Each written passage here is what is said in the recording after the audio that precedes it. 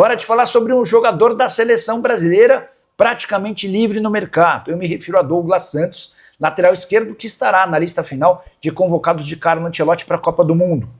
O atleta tem contrato com o Zenit até junho de 2027 e já decidiu que não vai renovar seu vínculo. A ideia do Douglas Santos é deixar o Zenit e escolher outras alternativas, quem sabe até voltando ao Brasil. Como eu disse, 32 anos de idade, jogador revelado no Náutico, que passou pela Udinese e veio jogar no Atlético Mineiro, até que se mudou para o Hamburgo. Ficou um pouquinho na Alemanha e se mudou para o Shakhtar Donetsk há bastante tempo. Para o Zenit há bastante tempo. Ele está na Rússia desde 2019, sempre jogando no Zenit, titular absoluto, peça incontestável.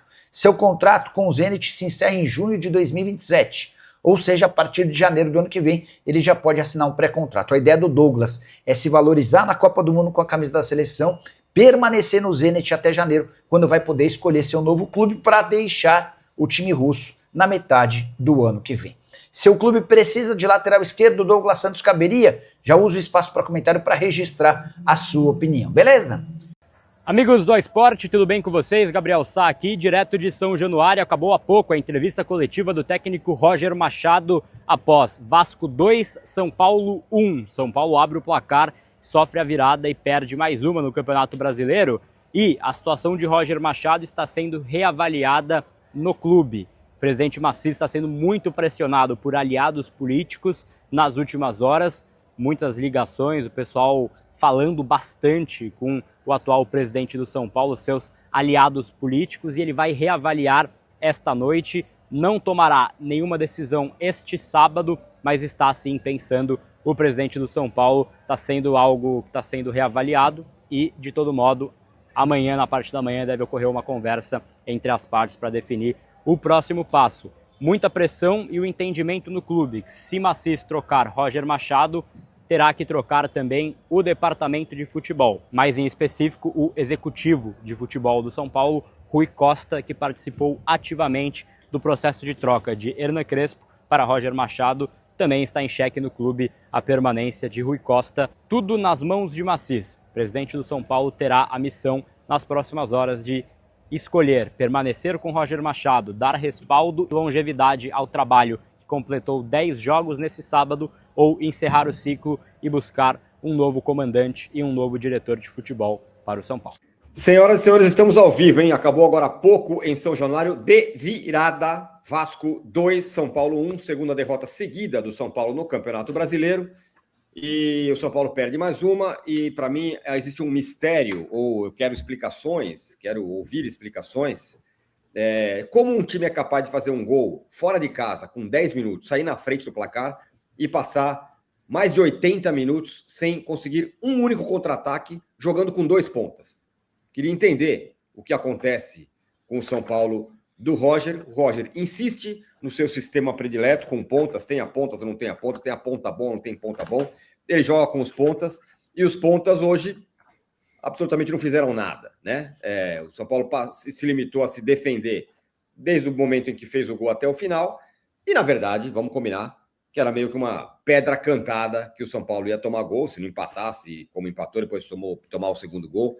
Era meio que uma tragédia anunciada diante do que foi o São Paulo, né? Que simplesmente se fechou no seu campo de defesa e não conseguiu incomodar o time do Vasco em nenhum momento, mesmo na frente do placar. Então, a gente está aqui para falar sobre isso e muito mais. Estou aqui ao lado de Arnaldo Ribeiro e de vocês. Quero saber o que vocês acham. Gostou, adorou, deu pro gasto, não gostou, ou foi um lixo?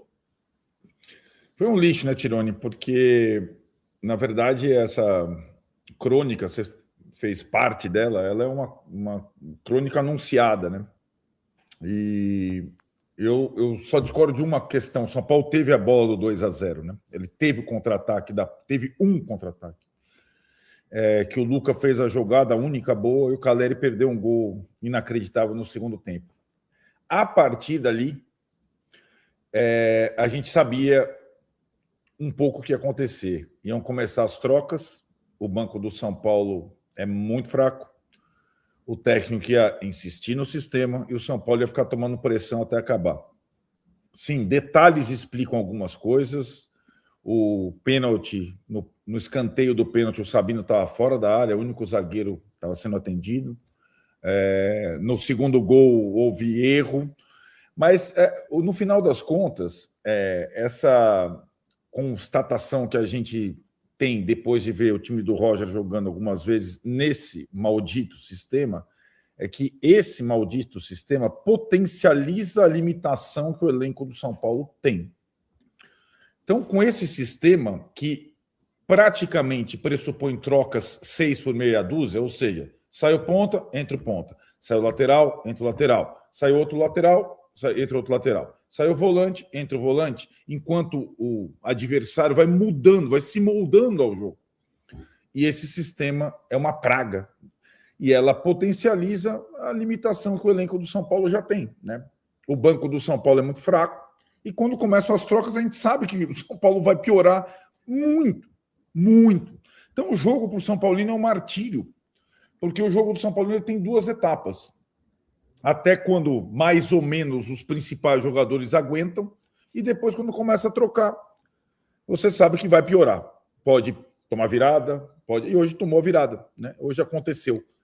E acho que a diferença para o trabalho anterior era que o sistema estava potencializando o que o elenco tinha de melhor. Agora é o que o elenco tem de pior. Então, por isso que fica tão insuportável ver um jogo, né? Porque você fica tentando secar o adversário o tempo todo e o seu time vai sendo abafado. E foi assim que o Vasco conseguiu a virada. E o São Paulo, depois daquele lance do Caleri, não conseguiu mais ter alguma chance. Mas, insisto, a bola do 2-0 chegou a ter, mas não conseguiu fazer. Que isso não sirva de desculpa na coletiva do Roger Machado. Senão nós tivemos a bola do 2-0 e aí a história seria outra. Teve uma única bola, gente. Com 70 minutos de jogo, é inadmissível um time não conseguir fazer mais nada além do que o São Paulo fez. Não dá. Jamais jogando com 2 pontas, insistindo nesse esquema. Não é possível. Não é possível que não consiga, com 2 pontas de velocidade, não puxar um único contra-ataque. Puxou um, que nem foi um contra-ataque, né? Foi uma jogada mesmo. E aí, não consegui fazer mais do que isso. Então, isso não pode servir de muleta para o Roger Machado na coletiva. Imagino que ele vai ser perguntado sobre isso, né? Como que o time dele consegue, capaz de apenas se defender, mesmo estando na frente do placar, jogando com 2 pontas. Acho que ele precisa ter uma resposta que ele precisa... Esse lance, porque o Caleri, na saída do jogo, foi entrevistado pelo André Hernan, ele, Caleri, até, né, fez um jogo heróico, mas falou: eu perdi um gol que eu não posso perder, a bola bateu na minha mão. Então o futebol é isso, né? Porque também é isso, né? O futebol também é isso.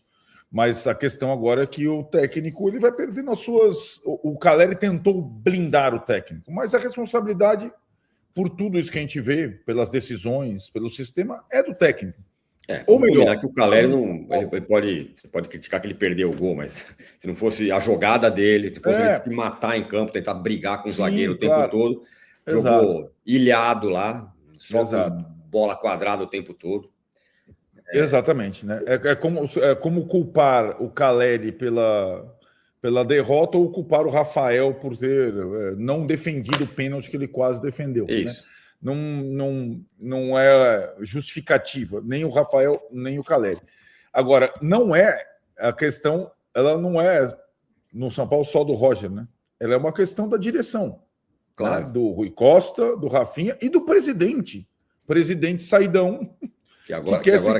Que quer permanecer no poder, e foi o avalista dessa decisão esdrúxula, que a torcida está contra. Então, vamos ver como é que vai ser. A torcida está contra, e acho que em outras lives eu falei, não, calma aí, agora o cara está aí, tem que ser e tal. Mas assim, se o próprio treinador pega a corda, coloca no pescoço e vai apertando, não há quem possa afrouxar isso a não ser ele mesmo. Quando ele insiste de novo, eu vou repetir, insiste nesse sistema, que é incapaz ele é incapaz de fazer um único contra-ataque.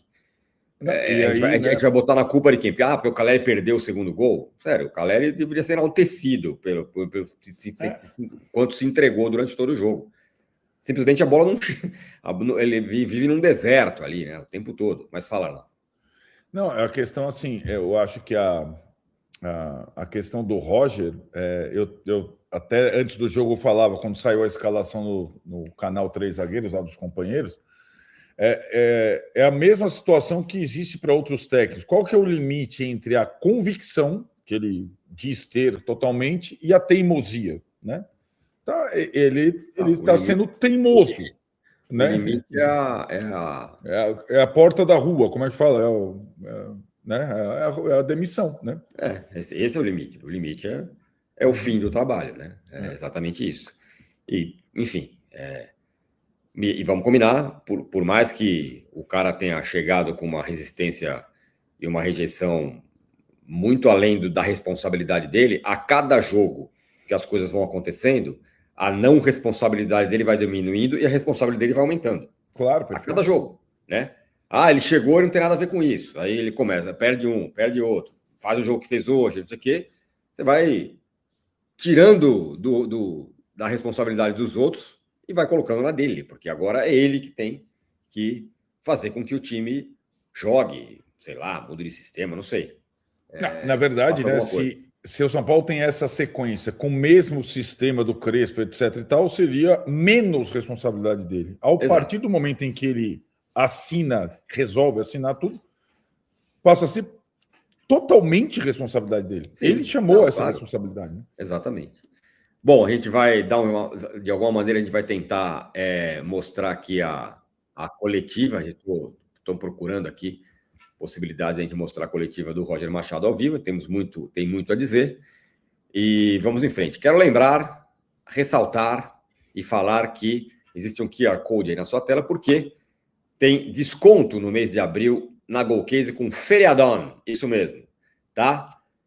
Cupom Arnaldo Tironi, 10% de desconto na Semana do Consumidor, e na Copa, e na Golcase a Copa já começou, hein? Coleção Seleção Brasileira 100% licenciada, mix de produtos com toda a nossa coleção. Garrafa, copo, várias estampas disponíveis no site. Nesse momento, inclusive, esses produtos contam com quase 30% de desconto. Desconto exclusivo pré-Copa do Mundo. O cupom é válido para compras a partir de R$ 99,90. Então tem a garrafa Fresh, que vocês já conhecem, que está aqui. Aqui, ó. A partir de R$ 130,00, mais base de silicone.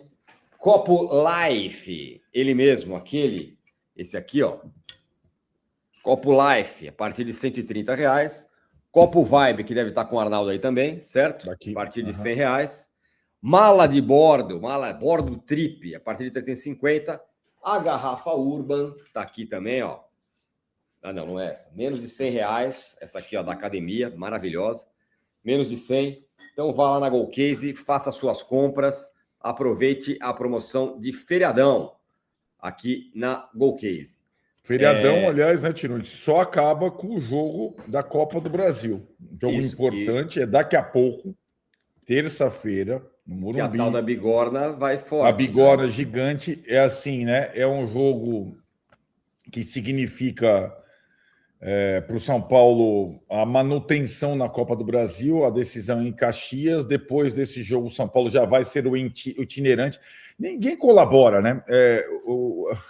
Ninguém colabora, do presidente ninguém colabora, né? O São Paulo já vai ser itinerante no sábado, vai para Campinas jogar com o Mirassol, depois vai jogar contra o Bahia em Bragança. Então a despedida no Morumbi, aspas, né, momentânea, na terça-feira contra o Juventude, que está jogando agora pela Série B lá em Maceió contra o CRB. Fala pessoal, estamos aí com atualizações importantes do São Paulo. Se inscreva e ative o sininho para receber mais atualizações do Tricolor. Deixe seu like, que é muito importante para o crescimento do canal. Utilize o espaço aqui embaixo para registrar sua opinião. Ficamos por aqui com mais esse giro de notícias. Um abraço e até o próximo vídeo.